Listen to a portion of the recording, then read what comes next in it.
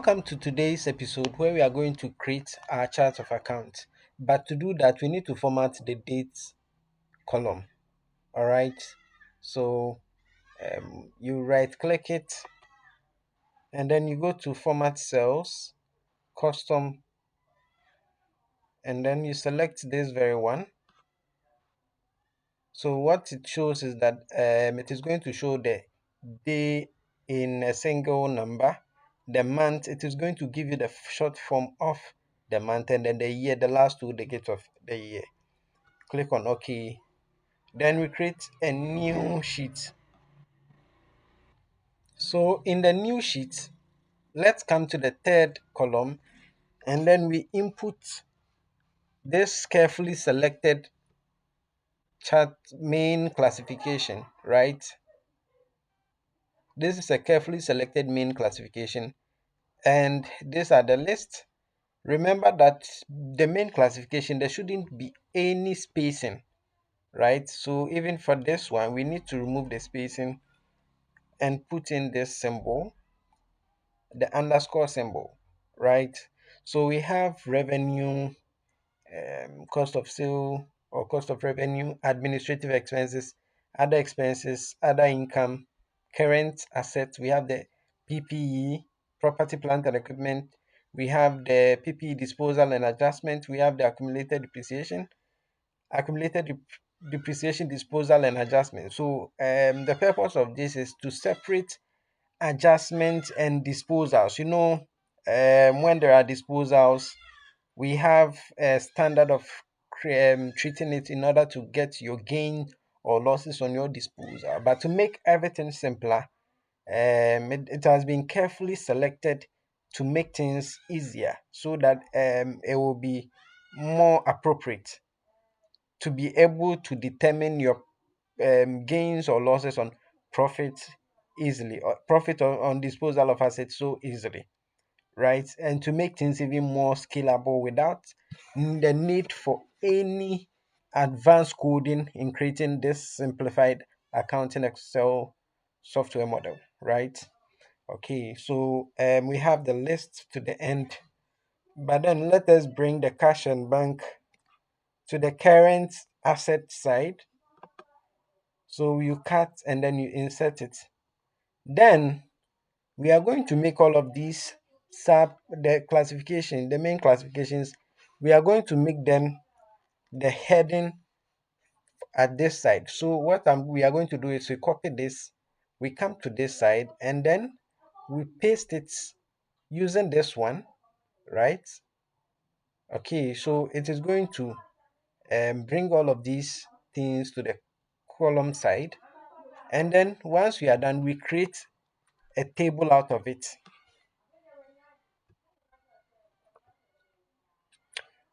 We click on our table have headers, has headers. Good. So this one, it has automatically selected um our custom table style. So whichever we want, we are going to select it. Then we change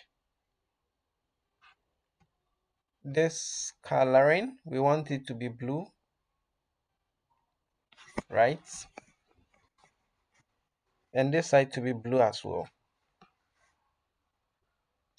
The next thing to do is that we are going to create a name ranges for all of these classifications, right? So we begin from this side, we select up to the end, and then we go to the formula, and then define name range, but let us use the name manager. Okay, once we are done, we create new.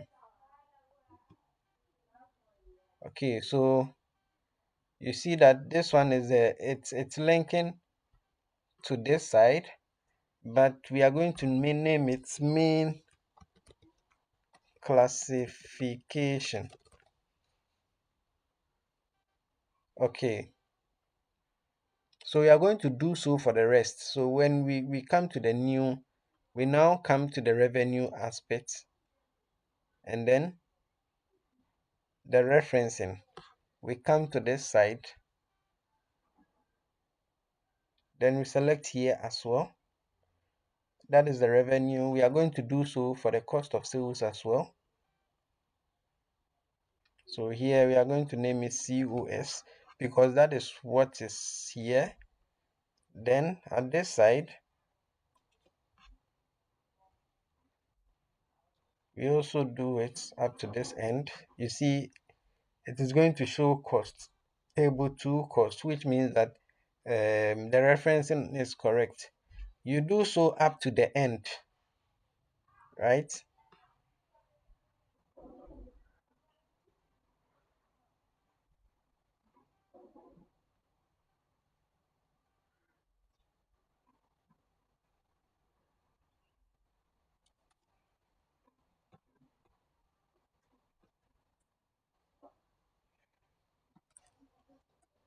Remember that the name should come here like this, and then you can choose, you can also enter the same thing as you see over here, because we are going to use them in capturing our data, which will facilitate in easily analyzing and then automatically creating our reportings, right? Okay, so the last two.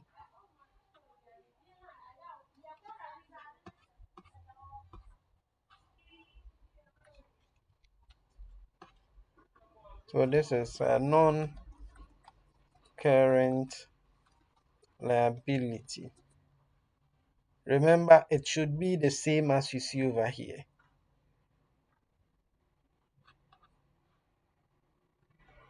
Our last one is equity.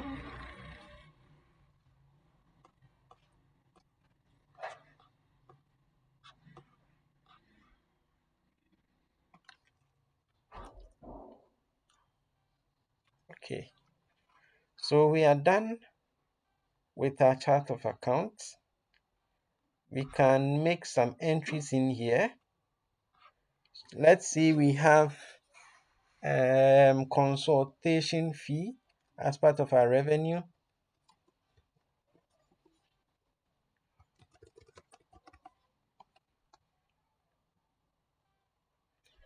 Maybe our cost of sale, we have wages, we have um, what else can we have? Okay, let us leave that for now. We have salaries over here, and we can make some entries over here. Okay, so for the administrative expenses, the first thing we are going to add is gain or loss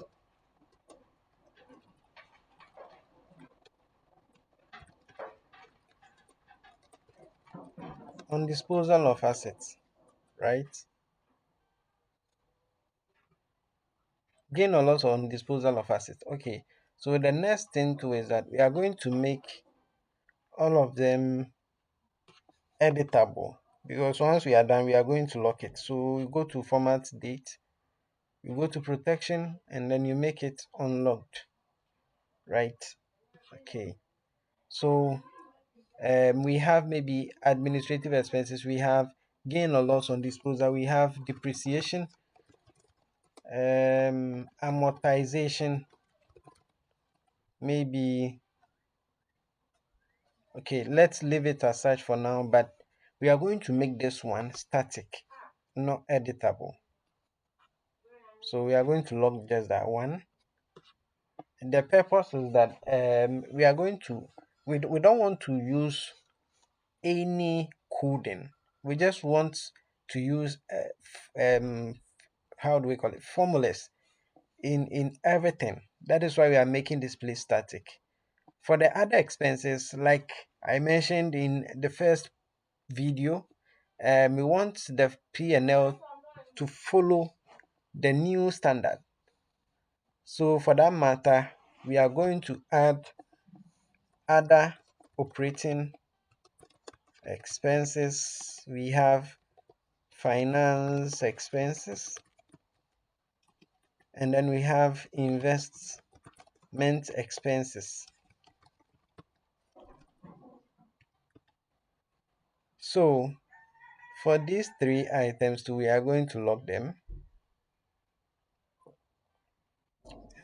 because we don't want the situation where you can have multiple other expenses over here. So we are going to limit it so that it becomes easier in collating or in summarizing the expenses or the transactions into a presentable financial statement, especially a P&L which follows the IFRS 18 standards, right?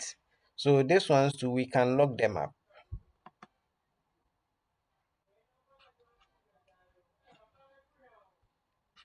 Then we go to other income. Other income, we can have other operating income. Then we have our finance income and investment income. These ones too, we can lock them up.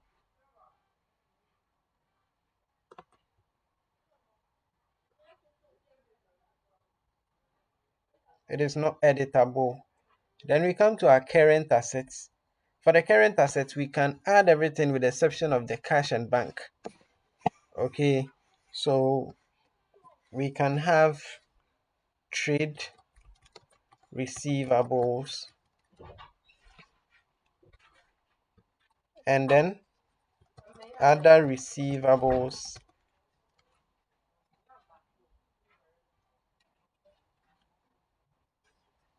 we can have prepayment.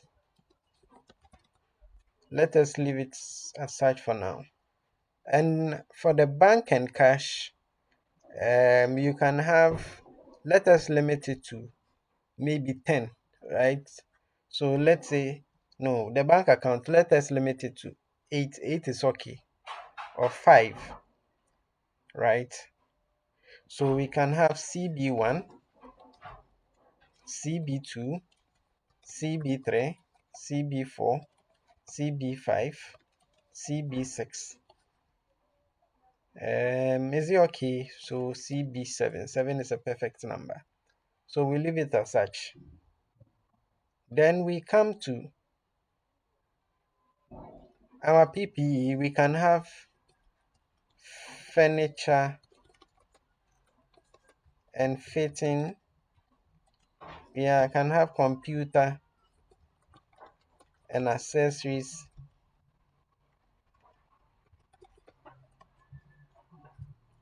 We can have motor vehicle. We can have what else? What else? Equipment. Equipment, right? Now, what we are going to do at this side is that we are going to link every entry made here to this side. So let us use the formula. If this side is blank, then let us leave it blank. Otherwise, let it be the same figure over here.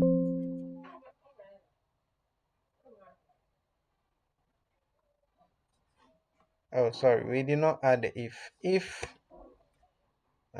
So we are good to go. Then we lock it. Let us lock it.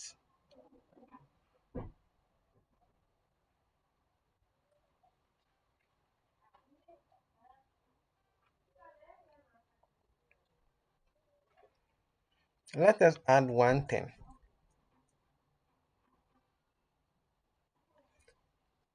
So let us add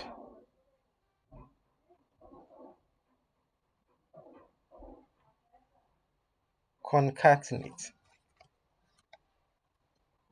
So we are going to add adjustment to differentiate it from other entries.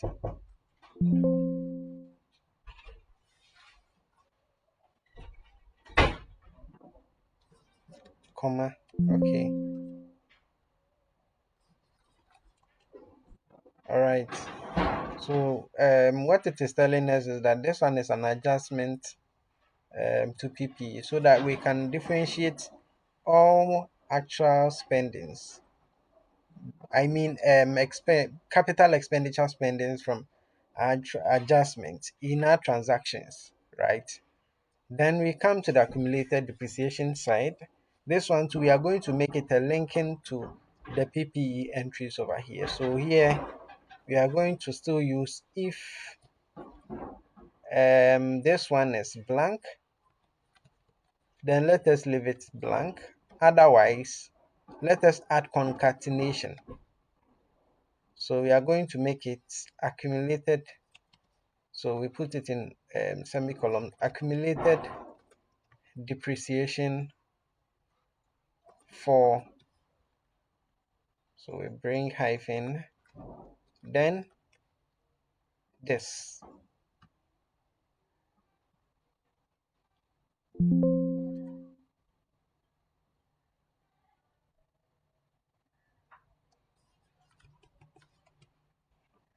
Okay, so this is it. We have automatically linked it. So let us lock this side as well.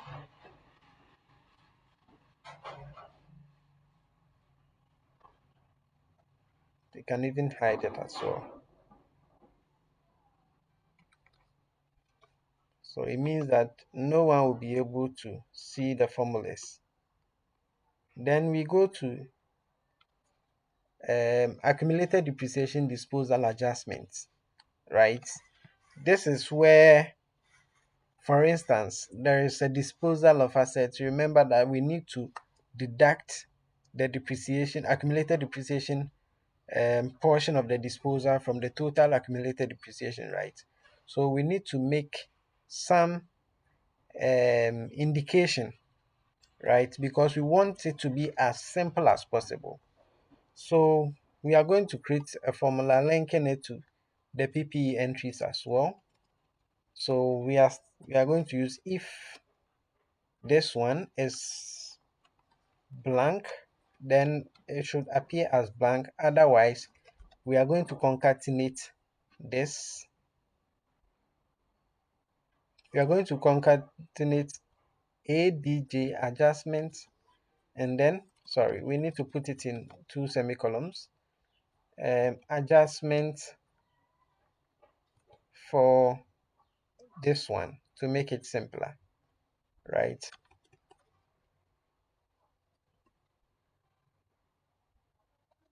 Adjustment of this one, the other semicolon needs to come. Okay, then comma. All right. So we need to log this side as well. I hope you are following. If you have any queries, you can reach out to me. If you want any assistance, you can reach out to me as well. We come to intangible assets. Let us say computer software. So all of these sides are editable to suit your company or your firm needs, right? It is highly scalable. So we are going to use the same format we did over here. If this one is blank, then it should be blank. Otherwise, we are going to use concatenate. It should be accumulated amortization,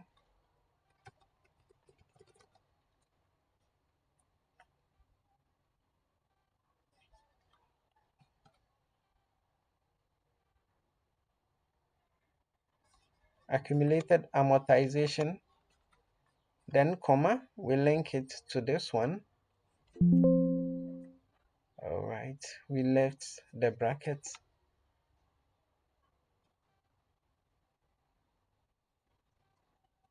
All right, then we log this side as well.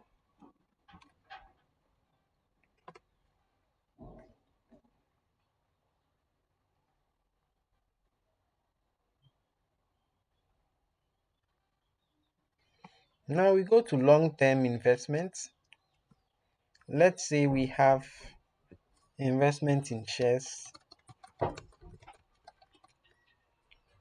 Then for the current liabilities, let's say we have trade payables, other sorry, other payables.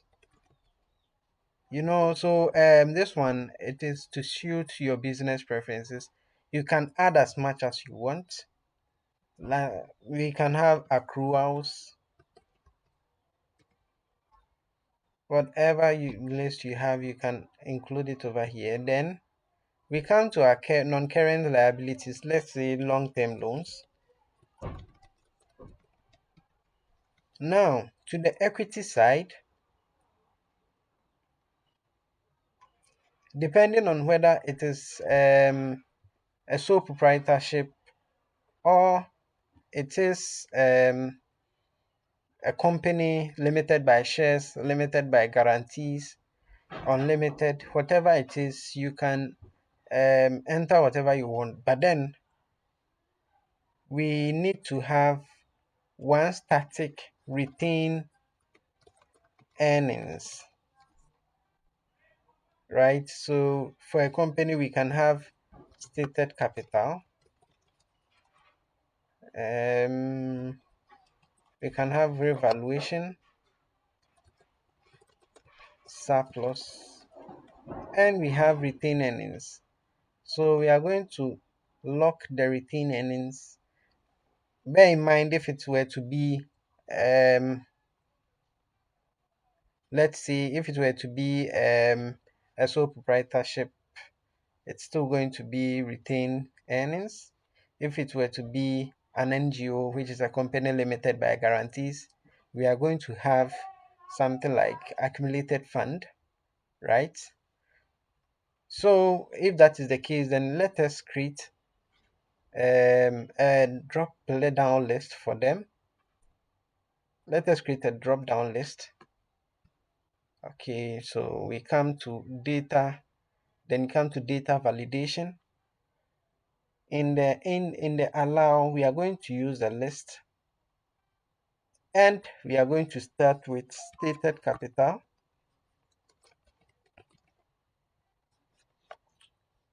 We are going to use capital. If it were to be a sole proprietorship, it is just going to be capital.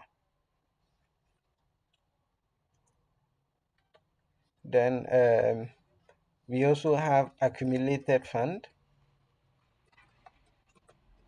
If it were to be a company limited by guarantee or an NGO, we are going to use this the accumulated fund.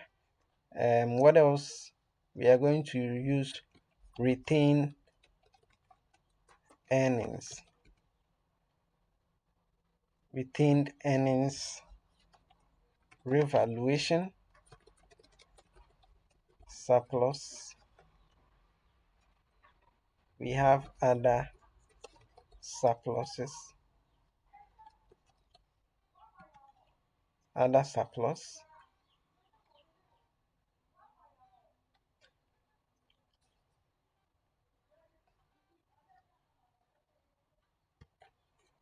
Some also have exchange surpluses.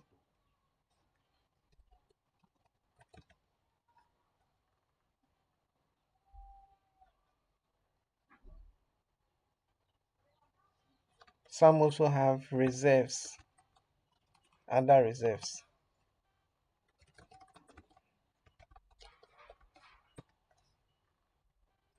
Then we click on OK.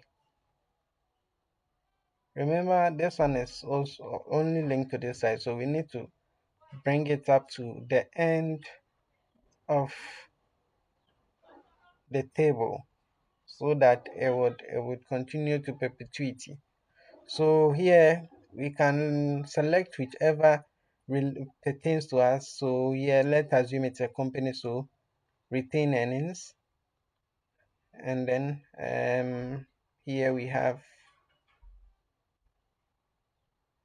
revaluation surplus, and here we can have under surplus. Okay, so we are done with our chart of accounts.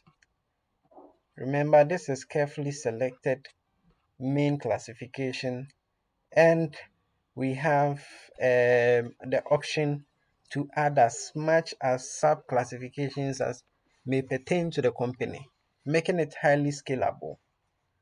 So thank you for joining us for this episode. In the next episode, we are going to create the various cash book ledgers, and we are going to add the other journals and link all of these things to those ledgers. Thank you for joining me. And my name is John Nketia. See you in our next episode.